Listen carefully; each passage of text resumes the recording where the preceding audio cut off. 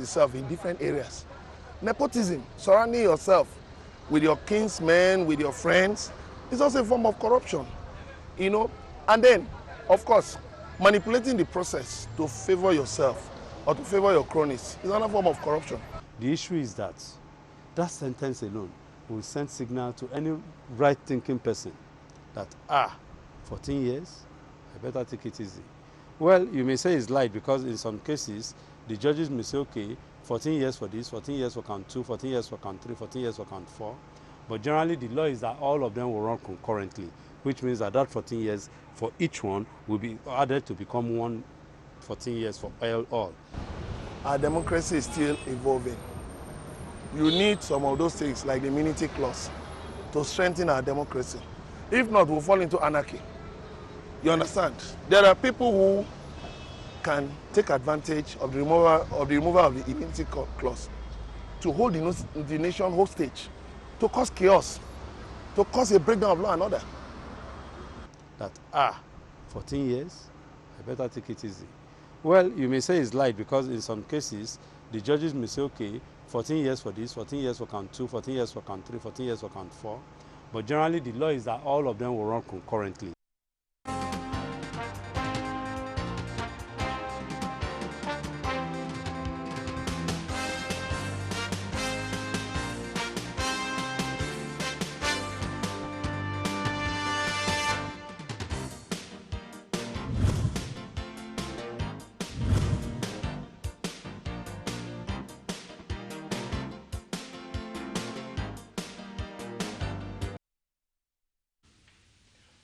Welcome back from that time of Still Democracy and the rule of law. We're looking at the task of convicting VIP cases.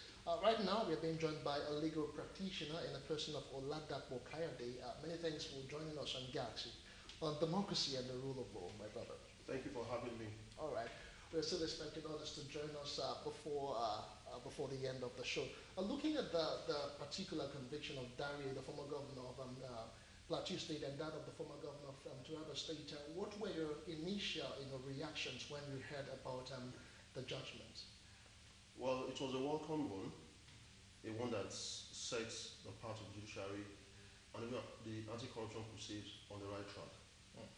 We've been having series of delays, even in this case, and this judgment keeps me elated. How so? Because it shows that it's high time and the judiciary has come to stay and to also lead us in the anti-corruption crusade. Because you understand the fact that even though the trial went on for so long, and there were a series of gimmicks by the defense counsel to try and truncate justice, we can see that at the end of the day, we have our justice. Not only in Darie's case, even that of Inyame. There were delays for over 8 years, going from the appeal court to the Supreme Court. But now, I think everybody in the judiciary, as legal practitioners, will be happy that we are at this stage right now. All right, a whole lot of reactions have continued to, trail that development was the EFCC saying that with this particular judgment, it proves to the fact that they are not being selective in their anti-graft war. Do you agree with them? Because if you look at it, this trial has been on for like 8 years, for a very long time, and so many are still in the court, and they're yet to get the punch that Nigerians expect them to get now. So what does it really tell about the fight against corruption, specifically with the EFCC? Yes, the EFCC had said it's not a selective crusade. I would partially agree with that.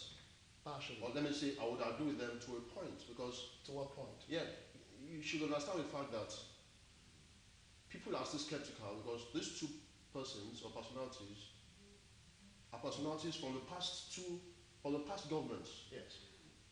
And when this trial started, and when all these gimmicks and all these things started, it was the PDP that was in government, and it took so long. The APC came in, and suddenly the judgment is there to stay. Okay. So, in a way, I feel it's still kind of selective, because a lot of past officials, government officials, who are in this present government too, their cases are still lingering in court. Their cases are still lingering in court. And you know, a lot of people need to be tried.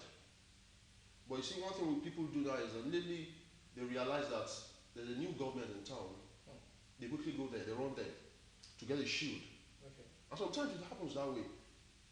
I think we would appreciate it more when we can get someone from the sitting government, from the present APC, and get someone there, tried, and get a conviction. So invariably, if you look at it now, you know, Darie, most people said that he went to the APC just because he wanted to see if he can get a bit of a safe haven, you know, but another school of thought believes that his own conviction is actually coming right now because some people still believe that he's still not completely out of the PDP.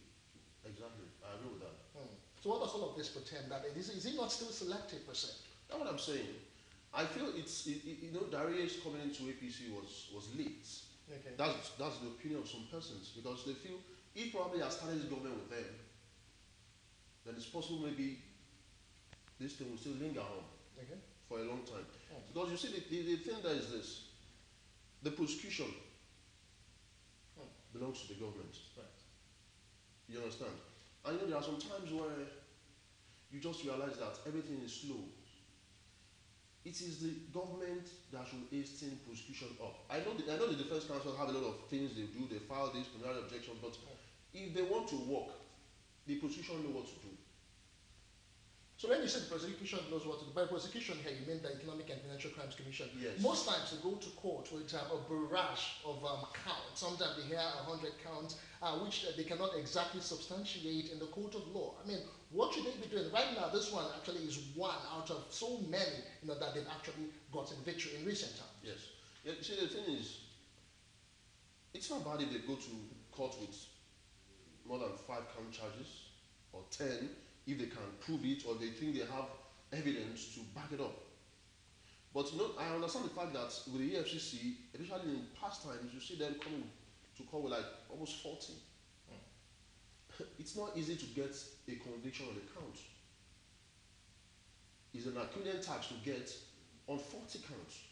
I don't know you know where I'm trying to say. So the thing is, let the position sit down, harness all that they have together, and try and see which ones are provable.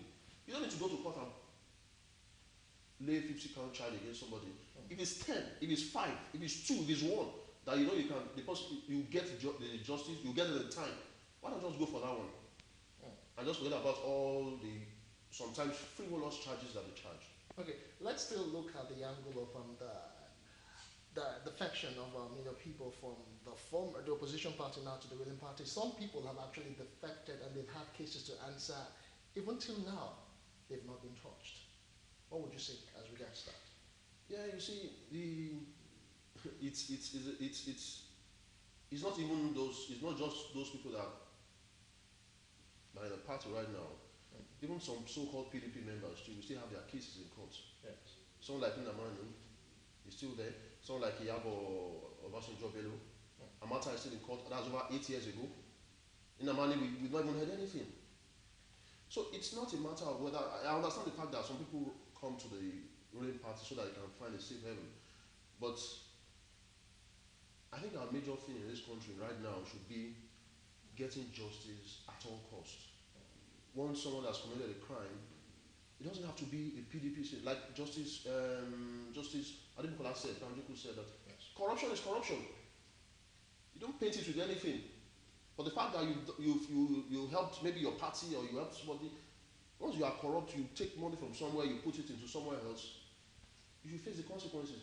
And we cannot grow as a country until when we face the facts. When we are ready to let people face the music of what they do, irrespective of the parties. That's what is happening in foreign countries, especially in the Asian countries. It doesn't matter that we come from the same party. Once you have been convicted, you go to jail. And that is some of them committing suicide. Those leaders. So until we remove these party barriers, and our president, not the ruling party now, our executives decide to do what is right in this anti-corruption crusade by aiding the judiciary I really want to commend Justice Banjuku. Okay. It's a gallant one, Okay. and I wish we have many other judges like that. Many other judges like that. Okay, right now, since you just talked about that particular Justice Banjoko, there are talks of people are trying to tip her, to be moved to the CCT. What difference would that, do?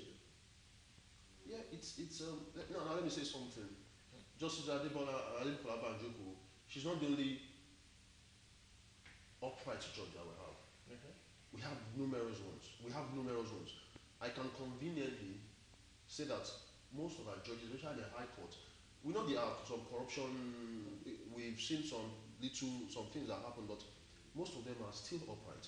We have people that will do the work very well. Now, Justice Banjoko, whether she's at the Court of Appeal, whether she's at the CCT, or whether she's still at the Federal High Court, anywhere she is, I know she will do well. But I think I would prefer, probably when we now have a special criminal court for this, because that's what I advocate for. I advocate for having a special court for corruption cases.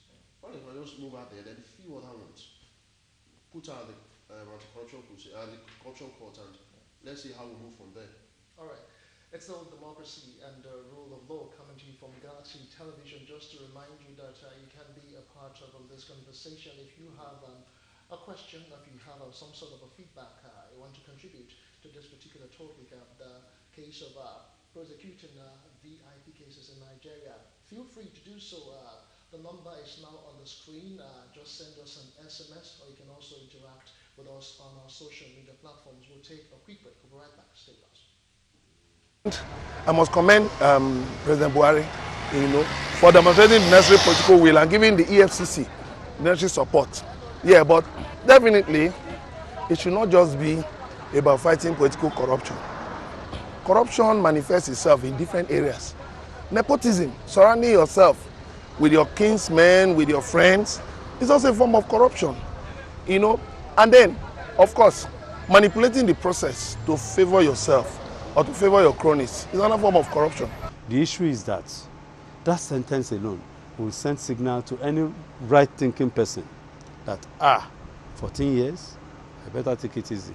Well, you may say it's light because in some cases, the judges may say, okay, 14 years for this, 14 years for count 2, 14 years for count 3, 14 years for count 4. But generally, the law is that all of them will run concurrently, which means that 14 years for each one will be added to become 14 years for all. Our democracy is still evolving. You need some of those things like the immunity clause to strengthen our democracy. If not, we'll fall into anarchy. You understand? There are people who can take advantage of the removal of the immunity clause to hold the nation hostage, to cause chaos, to cause a breakdown of law and order. That 14 years, I better take it easy. Well, you may say it's light because in some cases, the judges may say, okay, 14 years for this, 14 years for count 2, 14 years for count 3, 14 years for count 4. But generally, the law is that all of them will run concurrently.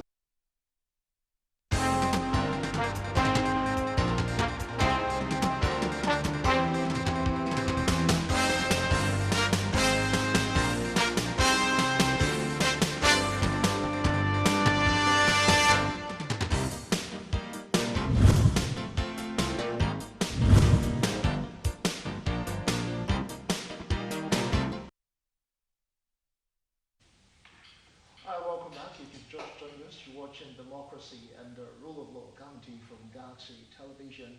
We have joining us yet another legal practitioner, Barrister Oladato Hassan. Thank you for joining us on Democracy and Rule of Law. It's a pleasure to be here. Just before we arrive, we've been trying to analyze the case of the conviction of the former governors of Taraba and Plateau State, specifically the task of convicting VIP cases. In your opinion, would you say this has actually deepened democracy in Nigeria and maybe the rule of law? Yeah, it's good to appreciate the judiciary for playing its role, which is exclusively independent of any other harm. Whatever is the judgment, that ought to be part of our society. It shouldn't be a celebrated once in a season celebration, whereby the accolades will now be a toga of the executive. No.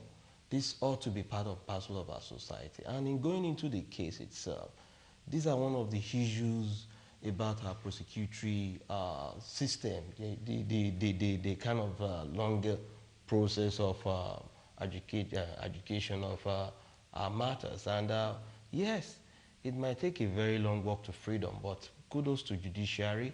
But at the same time, before the law, there is equality before the law. Okay. And we must acknowledge that fact. And as a major issue that have been a bane in our society, the haves have always taken themselves to be above the law.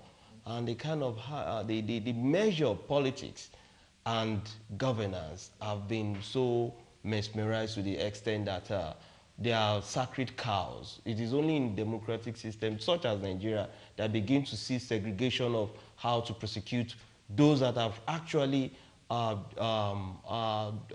looted treasuries. So for me, I believe we are on a long stretch, a journey, but definitely we are catching on. We're going to get there one day. But as it is, there is ought to be the appreciation of the fact that yes, we are getting justice, but that to me is just like a flash in the pan. If you have to look at the garment of those that have been arraigned, and the cross-carpeting of majority of these people that have been arraigned into the incumbent political party spells a whole lot of doom. Definitely politics have been mixed up with the prosecution from the EFCC. And until EFCC or ICPC are independent of their appointer, we will definitely not get it right. But once they are independent, once they are not being spoon-fed on who to go after, and they are doing their job on the role and duties as enshrined in the act that established the EFCC and the ICPC, is until when those are really implemented to the latter. So until we begin to get it right at those levels, I don't think is yet hurry about all right, well, we'll still getting take, it right. we'll still take more reactions. But one of our viewers just sent in this one. This one's from Umar Sami from Niger State. He says, let various states create your own economic and financial crimes commission so that state governors will also fight corruptions at their various state. Another one says the EFCC is one-sided. They are just after PDP members only. But I thought Dari moved to the All Progressives Congress. The immunity should be removed so that past and present VIPs can be prosecuted. Hassan Olaliko from Okibola in Ibadan. Let me come to you now, Dapo. Looking at all of this, looking at the role that EFCC has played, but what lessons should they learn from this? Because this time around it was just not one of their humongous charges that they actually brought in this particular instance. But a lot of people still feel that they are still being one-sided in as much as they've come out to say they're not selected. If I get you right, I think one thing the EFCC can do in this, number one, is for them to be serious about their business. All right. Number two, it's, as we've said earlier, harmonize all the evidence they have. They should know the ones that they can get judgments on, the ones they can prove, and the ones that won't be delayed. And right from time, or let me say the past, these defense counsels are bringing series of objections, preliminary objections. It goes straight to the High Court, to the Supreme Court, yes, as happened in Darius case. Yeah. But the new law, the ACGA Act now, I said even when there are preliminary objections, the matter still has to go on. Okay. The matter still has to go on. And the Act also says that evidence or the matter should go on every day. Adjournment should not be more than 14 days. These are things the prosecution, that is the EFCC and the ICPC, should always insist on. Most of the time you see defense counsel, they come up, they want long adjournments. No. You should insist that the matter should go on. We've seen cases of where some persons might prove that maybe they are sick or they bring them to court. Yeah. Let these things move faster. And the other thing I would advise is this: since the EFCC is under the presidency, I would say the presidency should try and remove the bad eggs Okay. Look at those ones that are good. They should do a general appraisal. They should appraise all the staff of those in that place. Look at the ones that really want to do their work. Then put in more people. And try, as you have said, as my brother has said, try and make them more independent. Let them stay on their own. And by doing that, I believe they will surely improve. All right, I'll still come to you, Dr. I disagree with the notion that the Buhari's anti-graft war is being selective. It is a fact that these government officials stole our public funds, and it happens during the PDP administration. Dari Ejoli's conviction is a step in the right direction from Aziz Agwam Thomas Nyanya in Abuja. Now, still talking about the place and the role of the Economic and Financial Crimes Commission in all of this, what are the lessons? What should they be taking away from all of this? How better can they fight this graft in Nigeria? Well, for me, I believe several measures can be approached in neutralizing corruption in Nigeria. Talking about eradication, I believe it's like a mirage, but we should be talking about neutralizing it. To a certain extent, I believe the way EFCC itself is structured, I don't think we can really achieve a whole lot because corruption is endemic in the system. So EFCC trying to scrape the head and believing from the root cause of those corruption should be left to grow for another season. But as far as I believe, if there is a well elaborated law that merges the ICPC, EFCC, CCT, and all of these anti-graft agents of government, and in doing that, there ought to be a standard institution, not just when you have EFCC case. EFCC should be in almost every local government of the state. It ought to be in almost, at least if it is attached to almost every division of the Nigerian police force. Because you cannot commit a crime in a particular jurisdiction and you are not taken to a different location that does not even have any nexus of claim. So, yes, definitely, there are regional and structures of EFCC in almost some part of the country. But what we are looking at is that there is a whole lot on the table of EFCC to be dealing with on a daily basis. The measure that EFCC ought to do as an advice, because we are talking about solutions here, is if EFCC had it in its plan, definitely EFCC can have a signed pact with the Nigerian Bar Association to re-engaging lawyers within the jurisdiction of where there are matters, where the culprits are really domiciled. Because we are talking about culprits of different segments. We are talking about corruption in government, the private sector, the even moral corruption, as far as economic corruption is concerned. So if we are not going to be considering all this, you need, in pursuing a case to a logical conclusion, it's not a dash. It requires a whole lot of interest. It requires a whole lot of intelligence. It requires a whole lot of the person's capacity to deliver. Right. So as far as we are concerned, if EFCC can really go this odd, definitely EFCC has done a whole lot of good. I can't write off EFCC. It's a great kudos to the fact that yes, they're able to either from PDP or APC. Nigerians don't see corruption is colorless. Right. So we are not looking at, let nobody politicize the conviction at the moment. Let's see more people being dragged into the yes. So until we get it in that role, let there be an harmonized law, and let EFCC now be decentralized. Right. Let it now have some nexus with the Nigerian police. Maybe the way it's being separated from this special fraud unit, there's a lot of synergy because there are a lot of break-ins. That's why we have if you're writing a petition, I'm coming.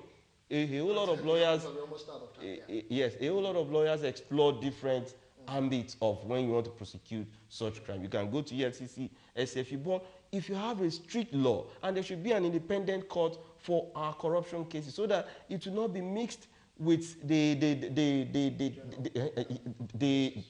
general cases. So it will definitely fasten process in Okay, achieving. we are almost out of time, but I'd just like to hear your closing salvo on this particular issue. Yeah, we started with the judgment against Zari and in Yame, and once again I want to salute the courage of the justice, and I want to say, as I said earlier, there are a lot of justices outside that are doing very well apart from Justice Adibukola Banjuko, and the fight against corruption is everyone's fight. All right. It's not just for the prosecution. Everybody has a work Room to play. do. All right, thank you so much, Doctor. In 30 seconds, your closing salvo. Well, it's just to keep to encourage the government at all levels to work as a collective team in fighting corruption. All right, thank you so much. I'm afraid we're completely out of time. This is like an abridged version of democracy and the rule of law. We must say a very big thank you to our panelists this afternoon. Barrister Oladotun Hassan, many thanks for joining us. It's my pleasure. And of course, Barrister Oladapo Kayode, thanks for being a part of democracy and the rule of law. It's my pleasure. All right, my name is Justin Academy. That's as much as we have time for on the show today. We'll be back again on Sunday. Many thanks for watching. Bye for now.